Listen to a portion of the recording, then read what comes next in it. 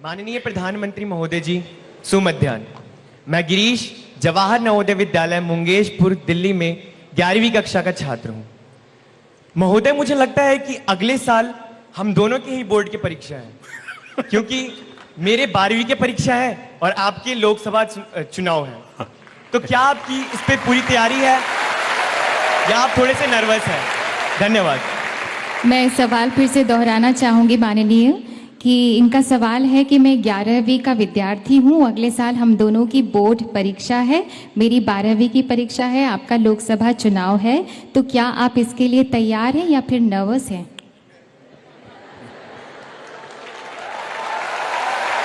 क्या नाम बताया आपका? गिरीश सिंह। गिरीश। इतना मुझे पक्का लगता है, अगर मैं आपका टीचर होता तो मैं आपको गाइड करता कि आप जर्नलिज्म में जाइए, क्योंकि ऐसा लपेट करके सवाल पूछने की ताकत जर्नलिस्टों की ही होती है।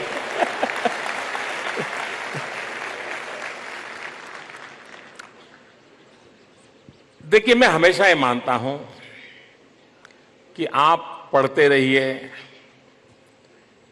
सीखने की कोशिश करिए, पूरा फोकस लर्निंग पर रखिए, भीतर के विद्यार्थियों को जितना ऊर्जावान बना सकते हैं बनाते रहिए। यही जीवन का धर्म बना करके चलिए। एग्जाम और रिजल्ट और अंक ये बाय प्रोडक्ट होना चाहिए, बाय प्रोडक्ट होना चाहिए।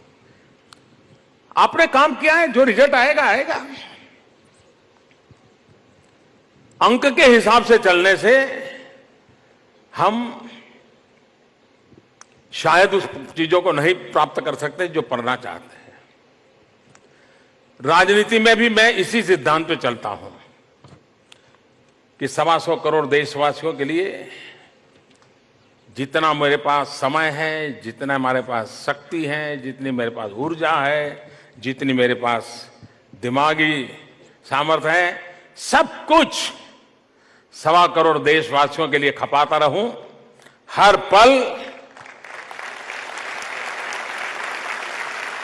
समय का क्षण क्षण, शरीर का कण कण 125 करोड़ देशवासियों के लिए लगाता रहूं।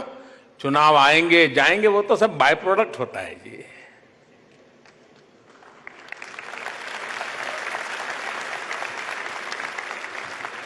और दूसरा, हम लोगों की तो स्थिति ऐसी है, आपकी तो एग्जाम साल में एक बार होती होगी, हमारी दिन में 24 घंटे होती है। और किसी हिंदुस्तान के किसी कोने में एक नगर पालिका का चुनाव और हार गए तो ब्रेकिंग न्यूज होता है, ब्लो ऑन मोदी।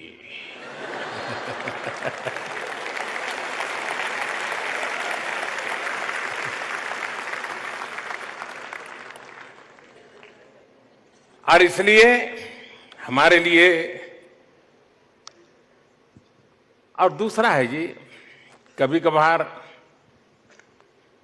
मैं तो राजनीति में बहुत देर से आया हूं, बहुत लोगों की बात गले नहीं उतरती है।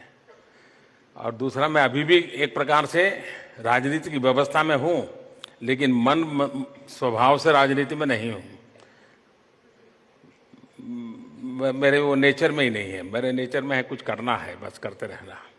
लेकिन जब मैं राजनीति में नहीं था तो पुराने जमाने में जनसंघ नाम की एक पार्टी हुआ करती थी और उनका दीपक नाम का निशान हुआ करता था। और वो पार्टी इतनी गरीब थी कि दीवार पर दीपक पेंट करने के लिए भी उनके पास बड़ा मुश्किल होता था। अब गुजरात में चुनाव थे तो उन्होंने कोई 103 कैंडिडेट खड़े कर दिए और जो मिला, लड़ना तैयार हो, लो लड़ो। अब खड़े हो गए सब लोग। 103 में से 99 का डिपॉजिट चला गया, डिपॉजिट जब्त हो गया। और चुनाव में, राजनीति में डिपॉजिट जब्त होना है ना, बहुत बुरा माना जाता है। 4 का बच गया। तो मुझे बराबर याद है कि वो जनसंघ वालों ने इन 4 लोगों का जो डिपॉजिट का पैसा वापस आया, उसकी एक बहुत बड़ी महफिल की, बड़ी पार्टी की और बड़ा आनंद से मिठाई बांट के खाई। क्यों? तो बोले 4 लोगों की डिपॉजिट बच गई है। ये जो मिजाज होता है वो वहां से यहां तक पहुंचाता है। अटल जी कहते थे हार न मानूंगा, ये हार न मानूंगा जो जिजीविषा होती है, ये हर एक के भीतर होनी चाहिए।